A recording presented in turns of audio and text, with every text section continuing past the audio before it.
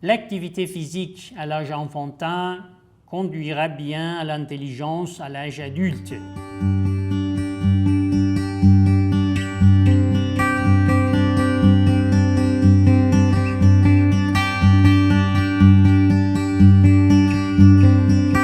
Cela veut dire que si nous voulons bien que notre enfant, notre apprenant, peuvent bien se servir de leurs intelligences à l'âge adulte, dans les premières 7 années de sa vie, c'est-à-dire de la date de naissance jusqu'à 7 ans, nous devons préparer le terrain pour lui de se décharger de cette énorme énergie stockée dans son cœur afin qu'il puisse faire des activités en même temps, faisant ces activités, se déchargeant de cette énergie, ils peuvent avoir l'occasion d'apprendre des leçons nécessaires et de cette manière, à l'âge adulte, il peut se servir de son intelligence. Donc, c'est très important d'avoir des activités dans cette période. Je vous donne un autre exemple à ce sujet concernant l'apprentissage pratique, concernant faisant de l'activité. Considérez l'enfant qui apprend sa langue maternelle. Est-ce qu'il apprend par un enseignant dans la famille? Non.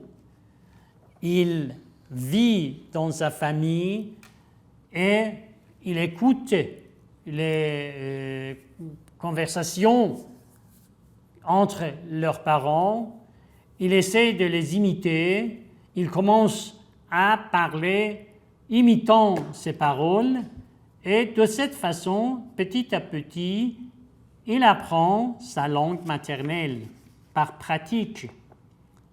Ce n'est pas un apprentissage académique normalement.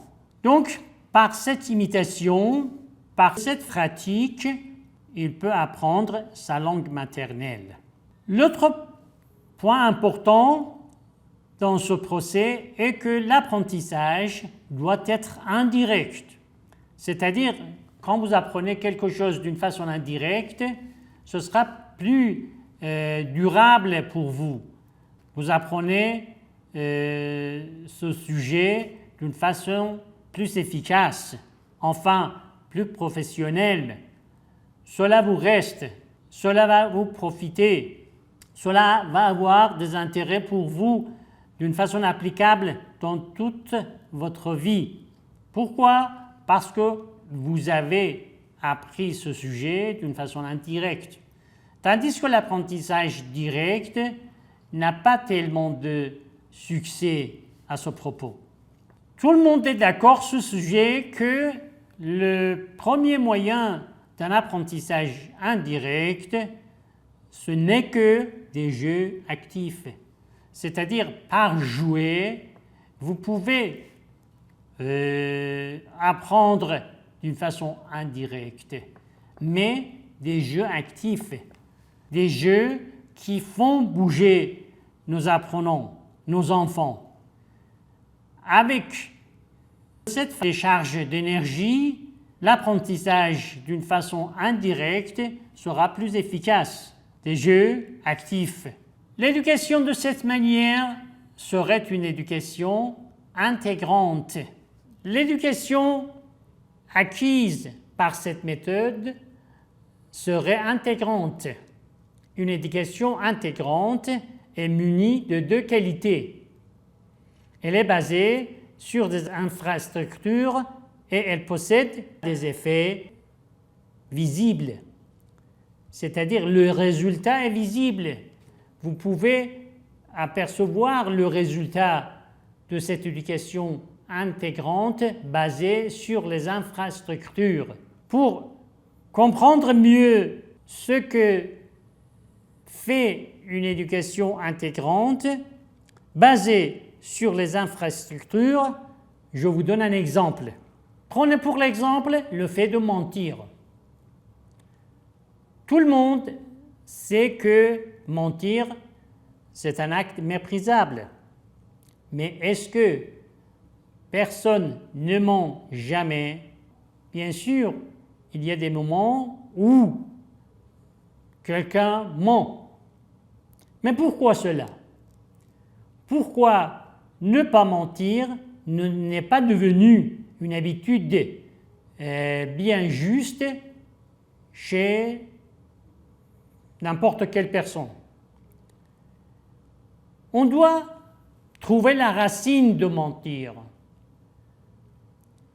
Selon l'approche islamique, la racine de mentir est que la personne a la peur de dire la vérité. Donc, premièrement, il faut qu'il doit être brave de dire la vérité. Il faut qu'il n'ait pas peur de dire la vérité. S'il dit la vérité bravement, il ne doit pas mentir jamais. Jamais. Deuxième élément essentiel dans cet acte méprisable, c'est la volonté. C'est-à-dire, je dois vouloir de ne pas mentir. La volonté. Or, pour ne pas mentir, je dois d'abord être brave et deuxièmement, je dois vouloir de ne pas mentir. Je dois pratiquer ces deux habitudes. Et justement, la première période de notre procès efficace de l'éducation, soit de la naissance jusqu'à 7 ans, est la période importante pour pratiquer ces deux éléments essentiels pour ne pas mentir. Voilà, c'est une éducation intégrante, c'est-à-dire elle base sur des infrastructures et elle a des effets visibles à ce sujet.